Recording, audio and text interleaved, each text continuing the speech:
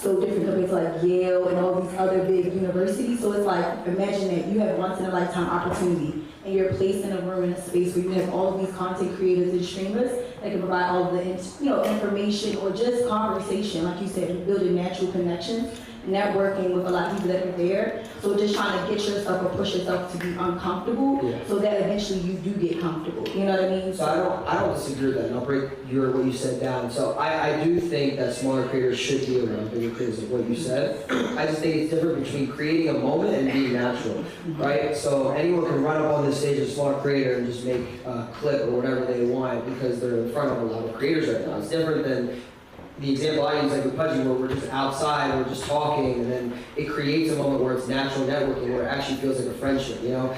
I'm sure there's so many creators in here, big or small, that they can create moments, but like, what are the moments after Streamer University? Am I ever gonna see you again? There's a couple people in here who were way smaller, who I will see again, because I actually created a bond with them, I created a relationship, I networked with them, and it worked out naturally.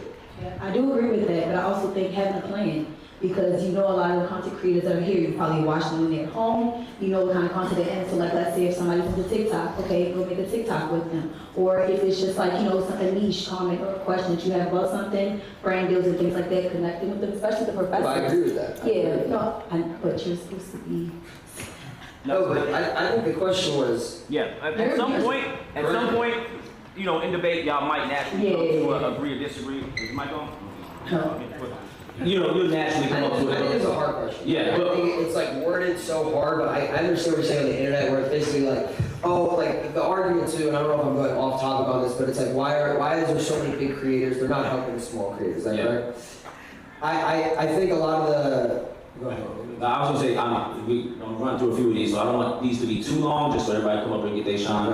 So we gonna, but I'm gonna let you finish though. Yeah, go ahead. So one last time I would say, because like I'm still in the middle, I think it's a dual relationship. I think on both ends. So big creators could go up to smaller creators, like if you see someone by themselves, or like in their room, or knocking on the door, things like that, to kind of like make them feel comfortable, because this is a different environment for a lot of people. So that can like make them, feel more compelled and open to do things. But I think on the other end too, as small streamers, we do have that responsibility as well. So yeah. Okay. Good debates. Good debates. Good topics. Okay. What I'm gonna say is, because there are a lot of big streamers in here who have, large communities and whatnot. Do you think that streamers should be responsible how their communities act and behave? That's tough. I would have went up. Shit. But this time, we can have multiple people come on site. I want to make sure everybody. Okay, so streamers should be responsible for their communities and how they act online. Streamers or just like people, like creators? Like creators, yeah. Your community, if you create content.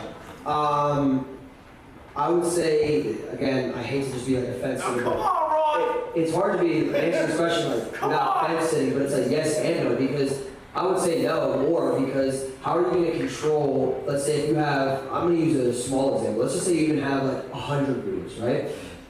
Realistically speaking, if you tell someone not to do something in front of 100 people, there's going to be one or two that end up doing it. That's just realistic. So now you put that at a grand scheme where if you have 10,000 viewers, 50,000 viewers, so maybe even 100,000 viewers, now you're looking at thousands of people.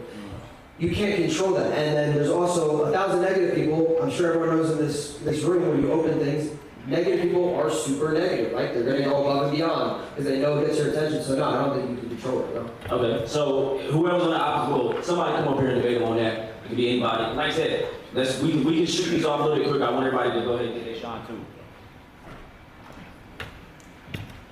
I think as a streamer, you can control the narrative a little bit. You know what I'm saying? So I think yes, if you're a streamer, you can tell your chat. You can check them. So tell them, hey guys, we're not gonna do this, we're not gonna do this, we're not gonna do this. And obviously not everyone in life is gonna listen to you and do everything you say. But if you push a certain narrative as kind of like a leader of your community. But you're saying if I push the narrative, like an aggressive narrative, yeah? Or are you saying, if you push an aggressive narrative, yeah, you're controlling it now. Now you're in control. You're telling people, I feel aggressive for this, I want people to back me up. That's a whole different thing than saying something like, oh, don't say hate to this person, even though they did something, whatever. Right. And then you have people who end up sending hate to that person. You can't control it. and the great, You there's was an cleaning example line, here, dog. Nah, you supposed to just debate. yeah, Lacey yesterday, you know, he got his lead pulled, and he said on his street, don't send hate, and the ton of hate came from every type of community, so. Can I ask a question, Ron? Go ahead. You don't think there's a difference between... Use your outside voice. You don't think there's a difference between, let's say, Ludwig, his chat being mad at someone and like let's say, a kick... Think about the worst kick streamer, you know, one of their chats being mad at someone. No, there is a Ludwig's difference. chat is not like It's for sure I about, got a leash on my chat! what? Fine. It's for sure different from the creator too, you know? It really depends on the creator. If the creator is someone who's like controversial, or if the creator is someone who is all over the place, if the creator is emotional, it is very different, you know? There's a lot of people who handle things differently and have different communities, so that question is kind of different for everyone, but I would say for the majority of big creators, not including someone like Ludwig who claims to have a leash on his community, I think for most creators, I would say overall it is harder to control